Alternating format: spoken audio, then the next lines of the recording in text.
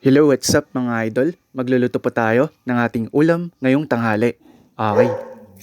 Alright guys, nakahanda na ang mga main ingredients na ating gagamitin sa pagluluto ng ginisang patatas with corned beef. Okay, tara, magisa na po tayo.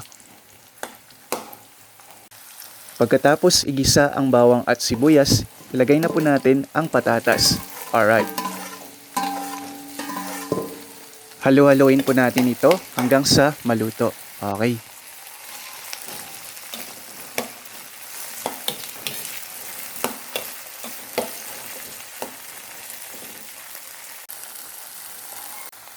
Pagkatapos nito mga idol ay maglagay na rin po tayo ng pampalasa, asin at betchin.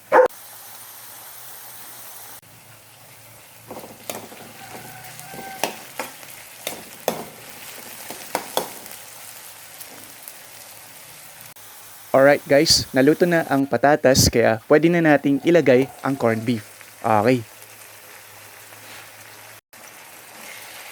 Ayan mga idol, halo-haloin din po natin hanggang sa ito ay tuluyan ng maluto.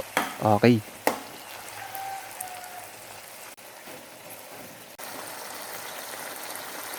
Ayan mga idol, luto na ang ating ginisang patatas with corned beef. Maraming salamat sa lahat ng ating mga viewers na nanood. Okay.